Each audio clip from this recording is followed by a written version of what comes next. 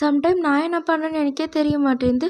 இந்த carrot beans பொரியல்லாம் இந்த கல்யாண வீட்டு ஸ்டைலில் அழகாக செய்யலான்ட்டு எடுத்தேனா, ஆனால் என்ன நினச்சோ ஏது நினச்சேனோ தெரியல. இந்த காம்பெல்லாம் கிள்ளி வாஷ் பண்ணுறதுக்கு போட்டு பீன்ஸ்லாம் கிள்ளி சாப்பிங் போர்டில் போட்டுட்ருந்தேன். அதுக்கப்புறம் ஓரளவுக்கு தெரிஞ்சுட்டு நான் பீன்ஸ்லாம் கேரட்லாம் கட் பண்ணி செய்ய ஆரம்பிச்சிட்டேன். எனக்கு இந்த சின்ன வயசுலேருந்தே இந்த மைண்ட் டைவர்ஷன் இருக்கும். ஒரு விஷயம் சொன்னால் அது சுத்தமாக மறந்து போயிடுவேன். அதுக்கப்புறம் திட்டு வாங்குவானா, அதே போல் எதனா பொருள் வச்சாலும் மறந்து போயிடுவேன். அது எங்கே வச்சேன்னு தெரியாமல் ஒரு நாள் ஃபுல்லாக தேடிட்டுருப்ப. இது ஞாபகம் மறதிக்கு வல்லாரைக்கீரை சாப்பிட சொன்னாங்க. ஆனால் தேடி தேடி எனக்கே சலிச்சு போயிடுச்சு. எங்கள் ஊரில் அது கிடைக்க மாட்டேது. சரி பொடி சாப்பிட்லான்னா அதுலேயும் கலப்படம் இருக்குது, சாப்பிடக்கூடாதுன்னுட்டாங்க. அதுக்கப்புறம் என்ன பண்ணுறதே தெரியல. கடைசியில் memory loss patient first time இவன் ஹாஸ்பிட்டலுக்கு வந்தப்போ எப்படி இருந்தா தெரியுமா?